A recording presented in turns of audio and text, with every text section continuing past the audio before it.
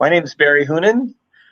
This is a workshop called Pocket Strategies for Powerful Small Group Learning. And what I mean by pocket strategies is what are those things that you can do when you're teaching in the moment that you can grab onto and use in a second that'll spring really powerful small groups. The book I recently finished with co-writer Julie Wright is called What Are You Grouping For? An interesting book that we put together after the two of us worked in Harlem a couple of years ago at a charter school. And we realized lots of us in the profession talk about small groups. But one of the things that we agonized over is what happens when they're not working. And as a result, we sat down, and it took us a couple of years to put this thing together. And hopefully, it answers some of the questions of for teachers. What is it that makes small group work so effective?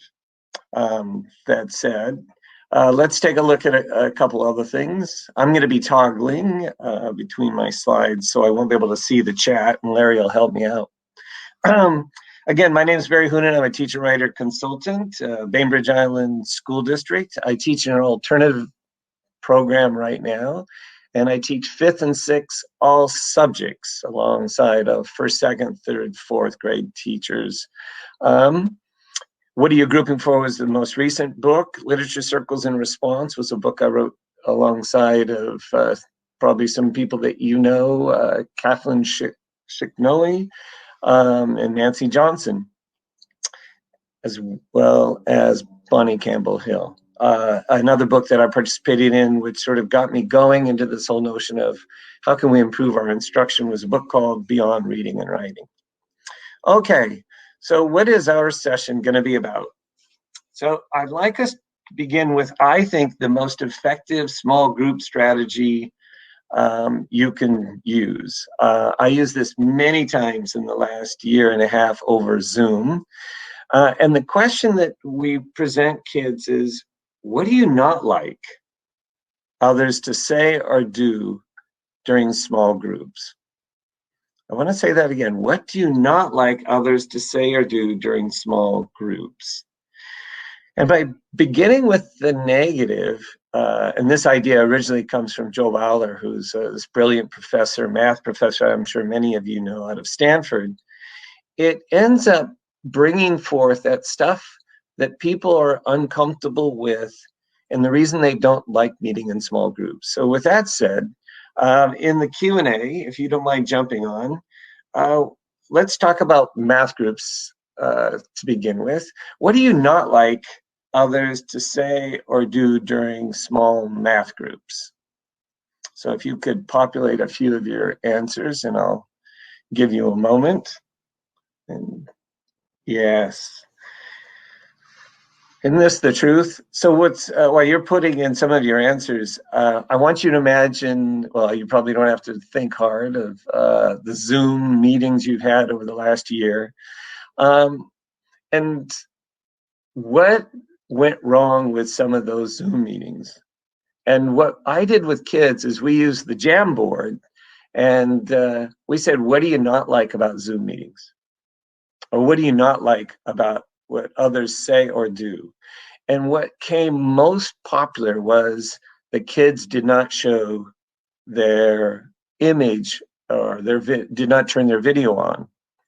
And this brought up, what about the issues of Wi-Fi and things like that? And it's at the crux of today's presentation that when you put kids involved in making decisions about small groups and problem solving along with others, you end up with a very effective network. We had kids who would apologize when they didn't have enough Wi-Fi, and that was helpful in other kids recognizing that what they didn't like was seeing just a name, or what they didn't like is someone blurting out answers, or what they didn't like was when one person did all the talking. And when kids collaborate together and construct together you create from the very beginning, you create a whole different tenor when it comes to whether it's literature groups or whether or not it's small math groups or whether it's science partners, naming what they don't like, and then going to the next bit, which is, what do you want others to say or do? And that's when kids come in with, well, we like to be complimented. We like it when we're given, what would you like others to say or do during small groups, gets to what would you like for small groups. And one of the things is they like sometimes not to have to offer an answer. So we began with, what do you not like and what do you like? And let's take a look here at what some of the kids said. So others, kids in class, and the Jamboard is another really great option. Now, a challenge most of us face during our distant learning model is that when something is on a screen, it goes away. And when kids are in service of a classroom, having posters like this really do make a difference because they become, quote, the pocket strategy. You can pull them out and you can set it out for the kids to see and say, all right, how did we do at sharing the time? How did we do at listening and leaning forward? So you can go to those things we want others to say or do as the go-tos.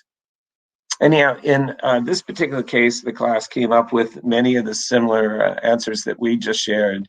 Many kids do not like people shouting out answers. They don't like it when kids get off topic. They don't like it when one person hogs the space. But they do like the chance to share. They do like the chance to give everyone a chance to speak on the problem. And what kids told me over and over is they like the chance to not have to talk. And that's a pretty powerful thing to say, you know, could I just have more time and solve the problem later? So what are two things you're going to work on today in today's math group is a question that I like to present when we're breaking off into small groups, particularly math groups in this case. Like, what are you going to work on? We've got our things we like, things that we don't like. Which are the things that you personally are going to work on? Now, the next piece, let me zip back. So the pocket strategy, first of all, is what do you like and what do you not like?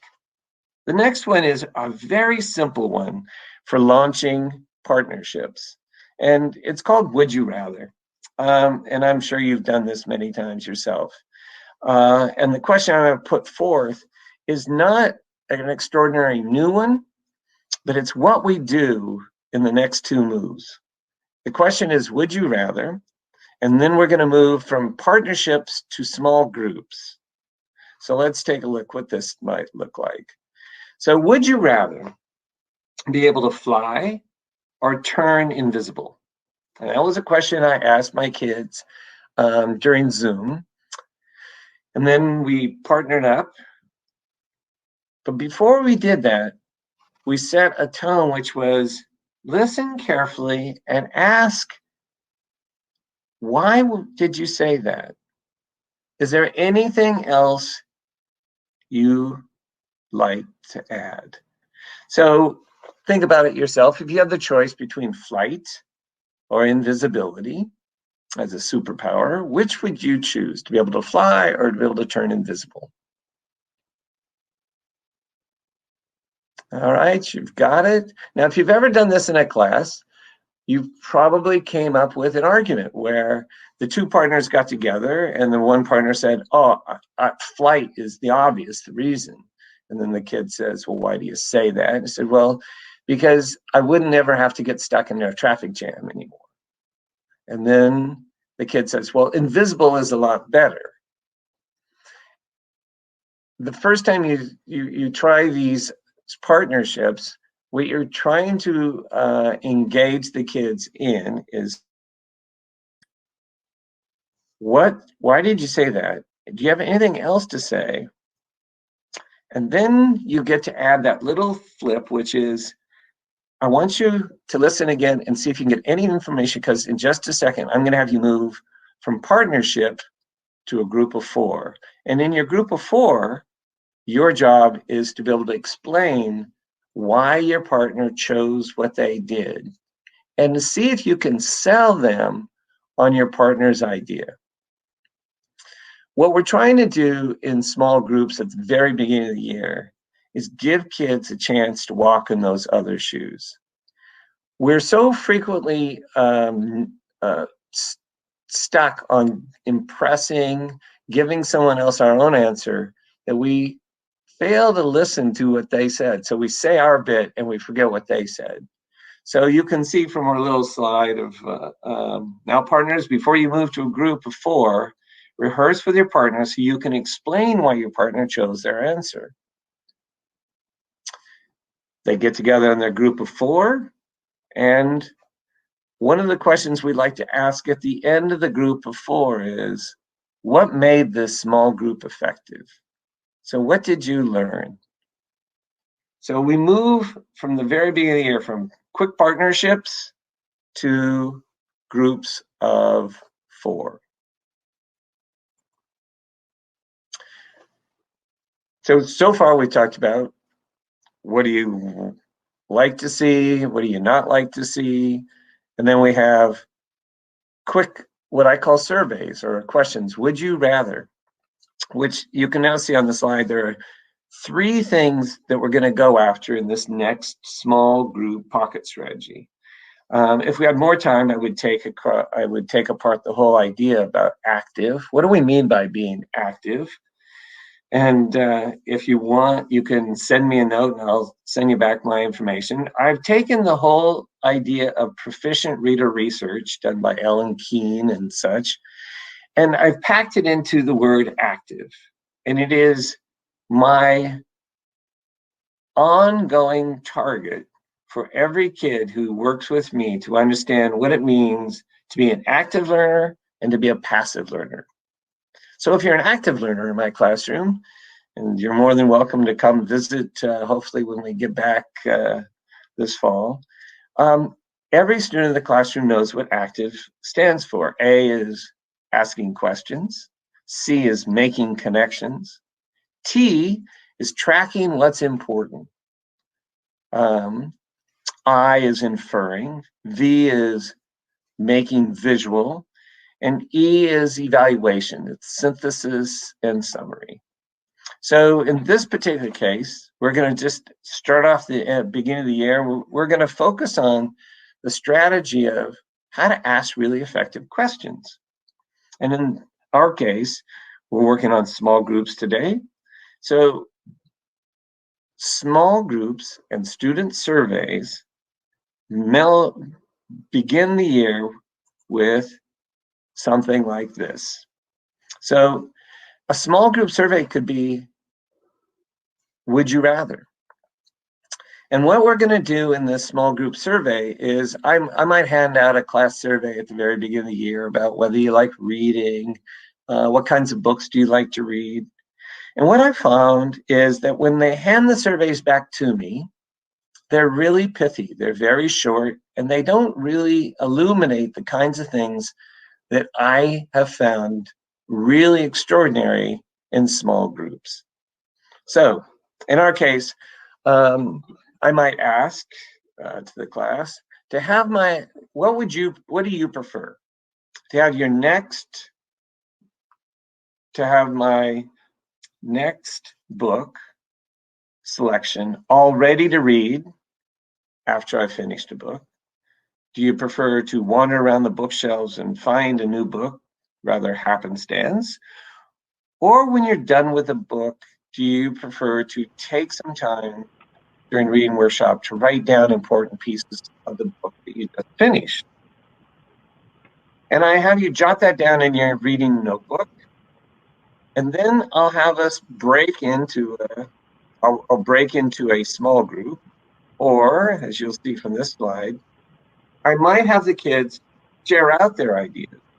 You can see their notebooks, they're leaning forward, and I'm sitting in this group and I'm listening in and asking them the same question I began with, would you prefer?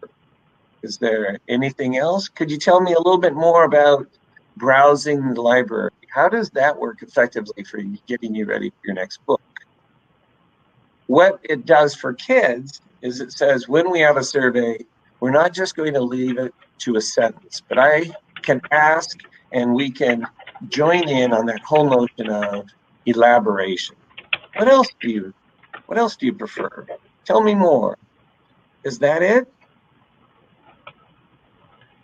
Hey, Barry, if I could just interject for a second. I don't know if you saw within the Q&A or the chat rather, and I think Mary Geringer had covered it, but some folks were asking for you to go back and more slowly go through your acronym for Yes, ASTI. absolutely. Thank you.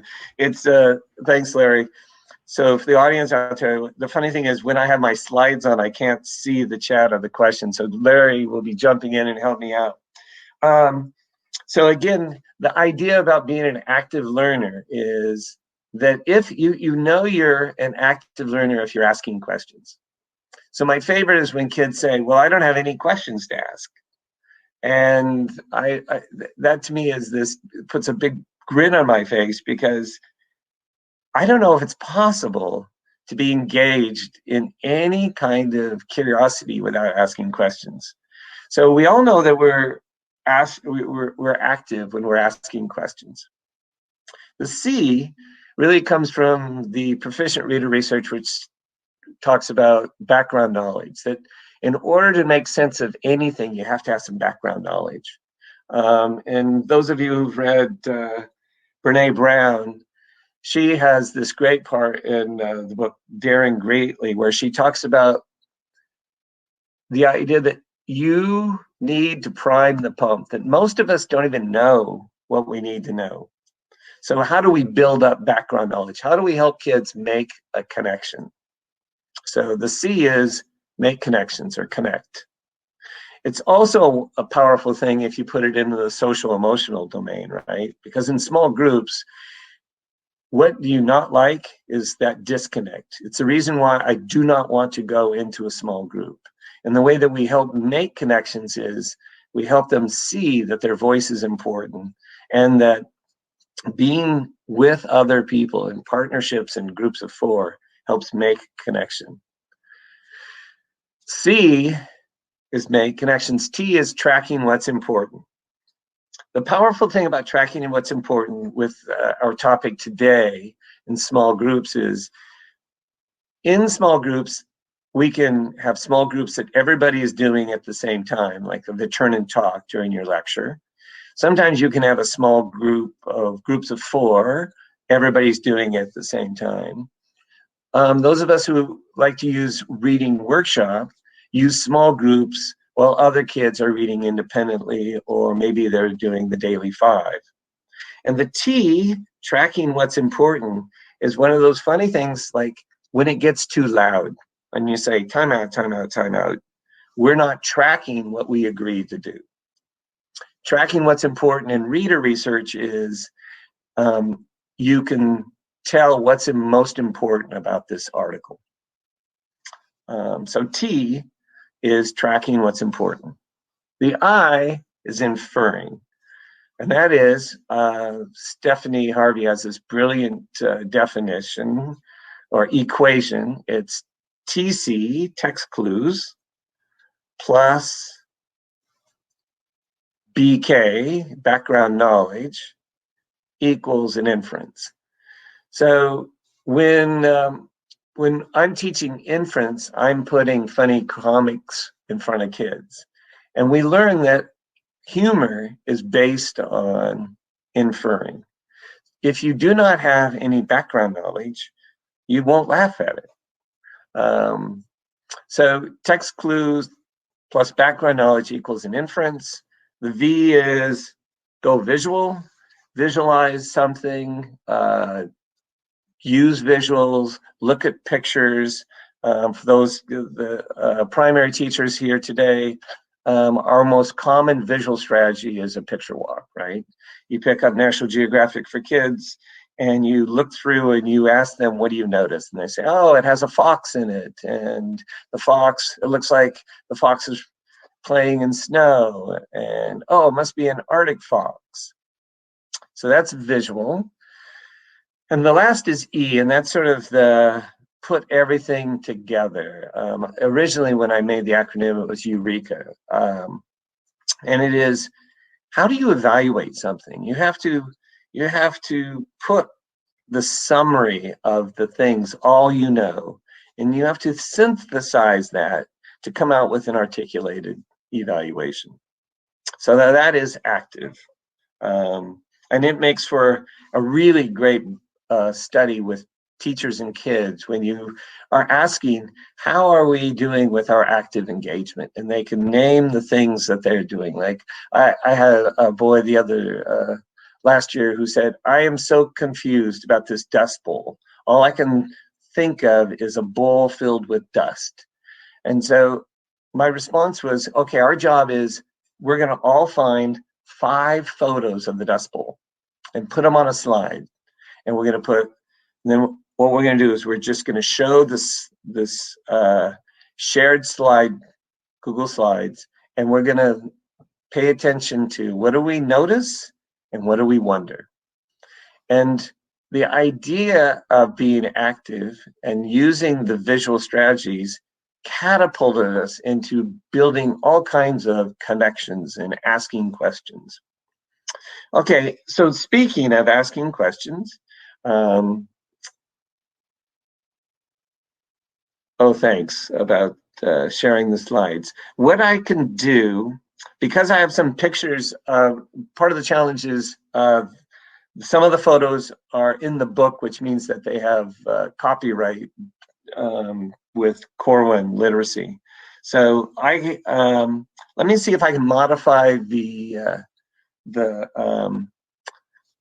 slideshow that doesn't have the pictures of the kids so that we can come back and see it. Okay, so hopefully on your screen you can see another strategy, which is a beginning of the year. And what we're doing is we're trying to launch into this small groups. And many teachers that I've worked with from the Sammamish and Enumclaw school districts have sent me notes back after I spent some time working with them in their classrooms. And the most common question was, what happens when it goes wrong? What happened? And when we took it apart, one of the things we realized with small groups is small groups are about building trust. And trust wavers. You don't suddenly just arrive at having effective small groups. We're constantly coming back and looking at some of our agreements and things that make our small groups work. So one way we build into small groups is we ask the kids to bring what we call cool stuff bags. Bring 3 to 5 items from home. And during reading workshop, I'm going to sit down with 5 other kids and we're going to talk about our cool stuff bags. And in the one you can see before you, Chris has brought some things that he really likes. Now, to move it from the difference between show and tell and it being a really effective small group is that we talk about the anchor or the STEM questions. So typically what happens is Chris comes in and says, I got this Bainbridge hockey jersey and I really like this stuffed animal. And then someone says, time out. Could you tell me more about the jersey? Yeah, is there something significant about it? He said, oh, no, I just really love roller hockey. And then you wait and someone says, well, what do you like about roller hockey? And he says, well, I don't know. It's really cool how, it's a summertime activity and you jet in and out. And someone says, well, what do you mean you jet in and out? When the small group is done, 2 things will have occurred that you'll ask. You'll ask, again, for someone in the group to share some ideas, one idea that they learned from another student during the share out or debriefing. And the second thing you'll say is, what did we do well as a small group? Inevitably, the kids say, we got really good at asking anything else. We got really good at diving a little bit deeper into his ninja interests and how he has a claymation project. He didn't bring that, but that came out in Chris's presentation. So Cool Stuff Bag is another way, another pocket strategy, and you can do this any time of the year. The misnomer is it has to be done at the beginning of the year. We did this at the end of the year, this last year, and we found out that Jocko, who was really keen on the banjo, no longer played the banjo. And you'll find that true of kids where their favorite sports kind of change over the course of a year, particularly in the life of a sixth grader.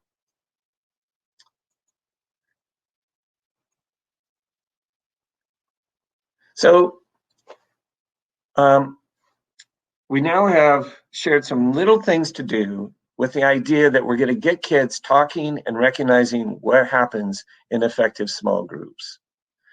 And in our group of 4, this is, I'm sure many of you have done this. This is called a heart map.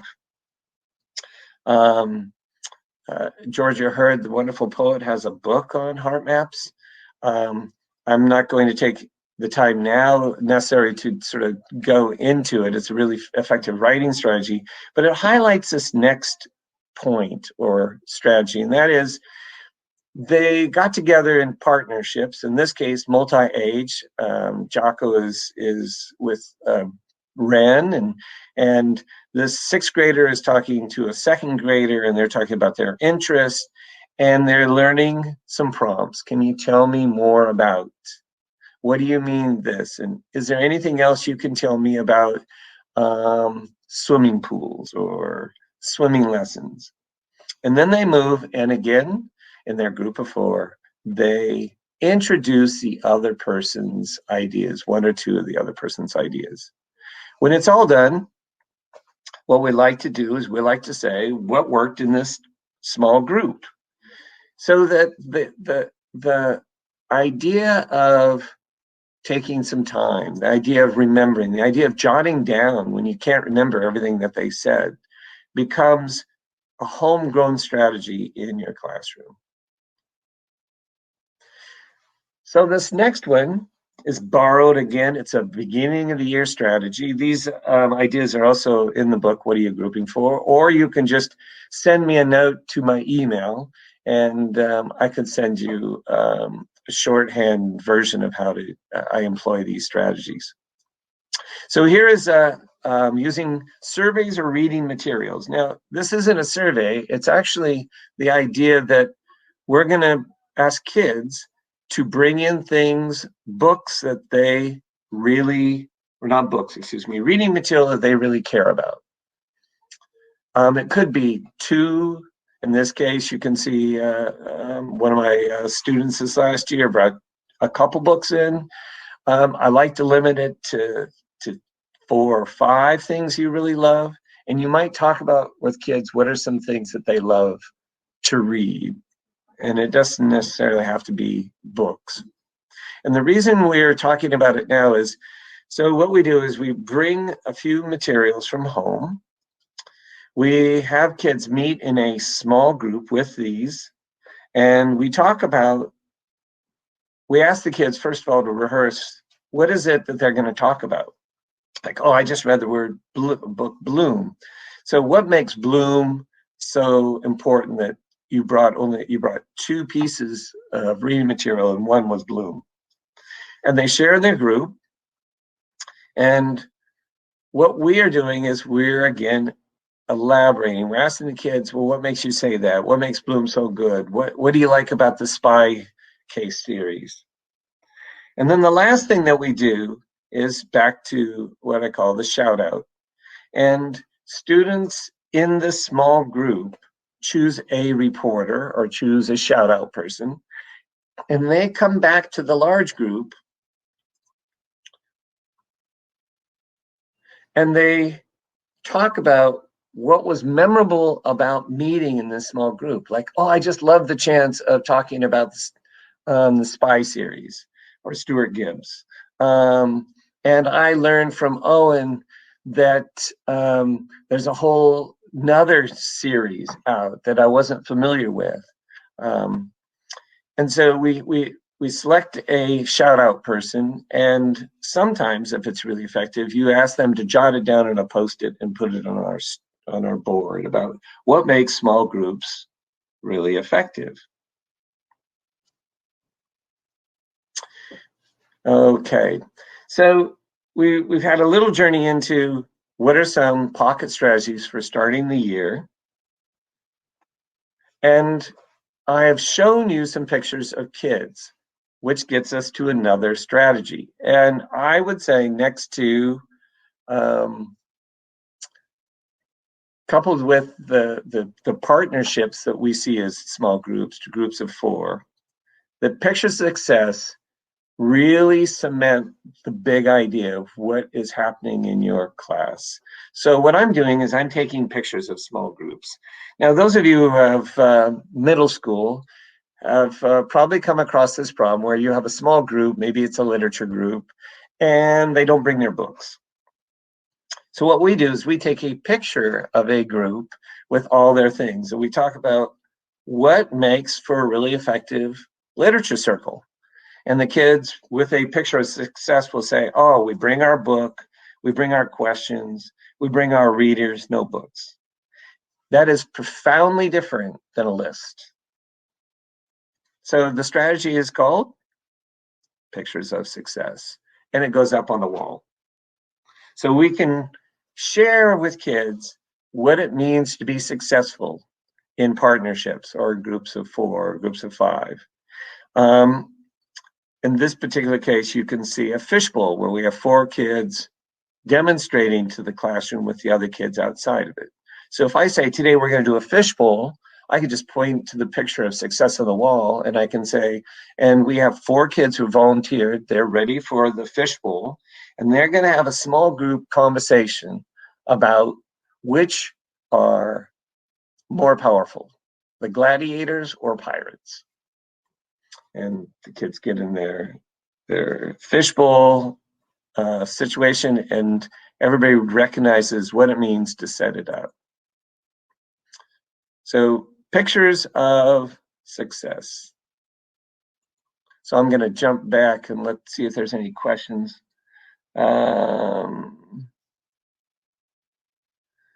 Hey, Barry, just so you know, you see a lot of email addresses in there so that you don't have to worry about trying to make adjustments to your slide deck before the end of this.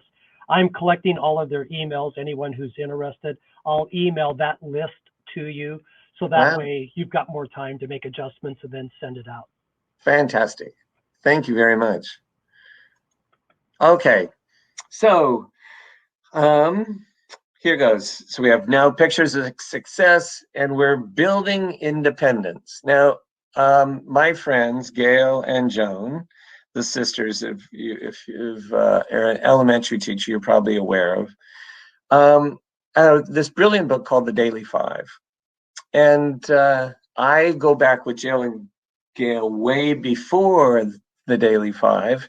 And my experience with teaching at a primary school over in England led me to this amalgamation of, think of the sisters, meet, what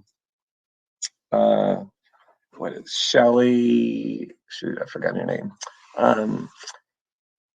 Anyhow, this idea is called WALT, and it's the anchor chart. Now, WALT is Gillingham Primary School over in England, was trying to take the work targets, learning targets, and make it sort of like our active, make it part of not something you have to do, but something that you can talk to with kids. Black and Willem did a study over in England about formative feedback, and they found the number one thing missing for many of the English teachers' instruction was when they interviewed the kids about what they did, kids could always tell them what was happening in their classroom. When they asked them what they were learning, they sort of tripped over it. So the idea is we are learning too. And in this case, in order to start my reading workshop successfully, we build, like the sisters, we build an independent chart. And our independent chart looks like this. We are learning to read independently. Then we ask the question, why would that be important to read independently? And again, if you've read the Daily Five, this is very, very similar. And then there's this point right here that I really like, and I use this all the way through my high school work, and that is remember to.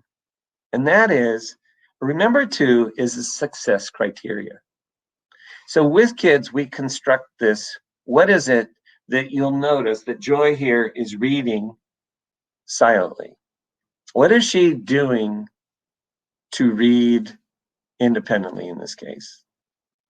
And they'll say, oh, she has a book. She's staying in one spot. She's reading the whole time. That construct gets written up on a chart. And when you're all done with your reading workshop, you have the kids come back and you say, how did we do at getting started quickly?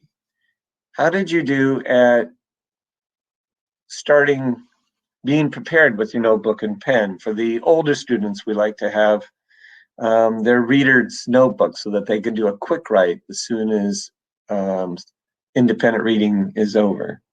How did you do in staying one spot? So kids can assess themselves. Now, what does that have to do with our work in small groups? And we won't have enough time for me to show you this video, but what you would have been able to see in this video is a group of kids starting a small group. We just watched a 2-minute video, and then I asked kids who were interested in continuing the conversation about this very powerful video we saw to meet over at the reading table. And the rest of the kids were getting started quickly, reading quietly, and staying in one spot, while this group was having this conversation. So starting off effective small groups, particularly where one group is meeting and everybody else has independent activities, is predicated on independence. And the best way that I found to formulate independence in a class is to co-construct an independent reading chart, to continue to go back over this. Now, when I was in Harlem, I was teaching in a middle school, and what I found was 5 minutes of independence at the very beginning of the year was a godsend. Like, they came in and videotaped in my classroom because for 5-6 minutes it was independent. 10 minutes, it took us 2 weeks to get to 10 minutes of independent reading time.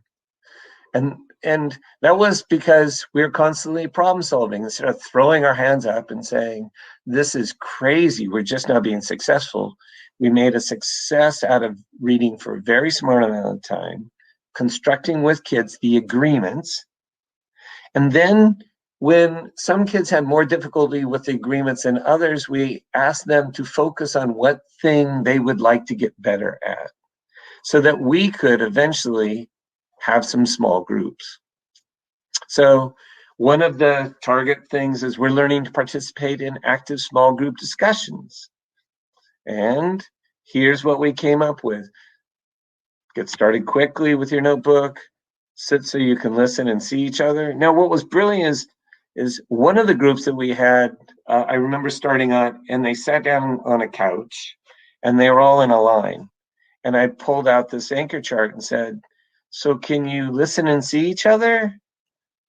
And they recognized that it's very difficult on the couch to have a discussion because you can't see across the couch. So creating these co-constructed agreements helps get to much more effective groups. And then you can see here we have a student signing up to share out what worked in the small group. Okay, and here's again more pictures of our groups.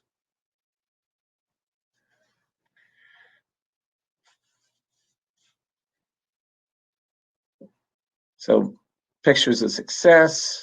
What do you notice your partner's doing?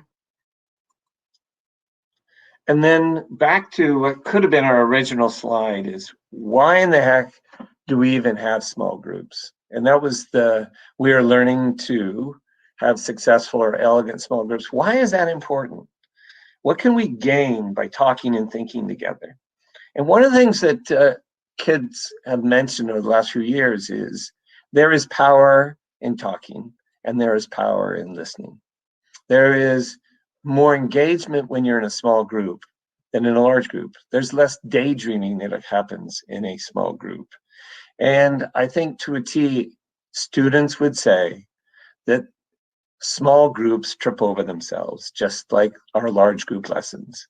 And we want to feature into this small group problem solving. We want you to go back to our agreements and we want to ask that question, what's working? What hasn't? What's getting in our way? So here's a little review of what we've learned so far in our last 10 minutes. We'll build off of the constructs, but we talked about partners to groups of 4.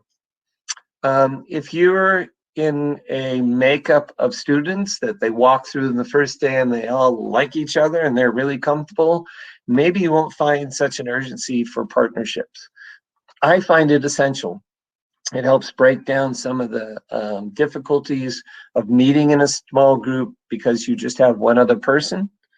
I've also found that moving to groups of 4 is highly successful because you're sharing the answers and the voice of the other student. I really like surveys at the beginning of the year, and I really like the extension of taking a reading inventory or reading survey and having a small group and sitting with kids and elaborating on those surveys while you take lots and lots of notes to better understand and see who the kids are in front of you. Build eye charts, whether it's we are learning to and remember to, or the eye charts that the sisters, Gail and Joan, recommend. Coming up with agreements makes a difference. It does not mean all your kids are going to be brilliantly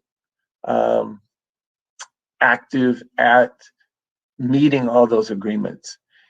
It just lends itself to the next step, like what could we do better? What is it that we are working on? I really, while I was in the charter school work in Harlem, I really liked what they call shout outs. At every assembly at the end, there would be a shout out and kids would stand up and share things that they liked. Now in my class, we have a shout out. Let's say we had a small group and there wasn't very much to share back to the large group in debriefing. We could just have a shout out like, what's working today in reading workshop? And someone will say, well, today I got lost in a book. And then we'd say, all right, so Kamaria on 3, 1, 2, 3, Kamaria, yes. So the rituals that we build into shout outs is when a person has a shout out, we recognize their courage for shouting out either a student or a behavior or something they like by shouting out 1, 2, 3, and the student's name, and yes. And then the last piece that I think is vital to starting the year as a pocket strategy is pictures of success. Use visuals to fashion and name what's going on in your classroom that is working. So I'm going to flip back to see if there's some questions. Okay, so coming towards the end, and I wanted to share with you, there's some, if we were focused on reading workshop, you would see a whole group lesson, check-ins, independent reading, small group while independent reading, and then this whole group sharing or shout-outs. What I wanted to point out is my mini lessons at the beginning of the year, in my science lab, in my reading workshop, in my math workshop, has a lot to do with behaviors and coming up with our agreements. It may sound and seem redundant, particularly when, in my case, I teach all subject areas, but we have agreements for every subject area meeting in small groups and independent work. So that's my mini lessons at the beginning of the year are coming up with those co-constructed eye charts. If you were looking at the time that I spend in any given reading workshop, you'd notice that 50%, I try to make half of the time be reading time. And during that time, I am meeting in a small group and pushing into my conferences. So a mini lesson here is we're learning to read independently, remember, and this is on a chart. A question that several teachers have asked in the past is, what do you do with all these charts? Well, I got pretty smart, and I used to have very large charts. Now I put them into like an art folder. And they're a little bit smaller, and I can flip through the charts at a glimpse. The other thing that I like to do with kids is I like to put kids, particularly older students, in as the recorders to keep the lesson moving. Here's an example of me early on in the year in a small group. You can see the leaning forward, the funny kind of things where kids stand up, and you'll notice that I am taking notes because I want to model what does it sound like when you recognize what's working in a small group. It also happens to be a picture of success. For future workshops and things like that, if you want to talk about, I can talk about student conferences and how I use reading calendars to highlight those quick check-ins. I did want to point out that during small groups, I like to have kids sign up for who's going to share so that your debriefing can be kept to a reasonable amount of time, 2 or 3 minutes.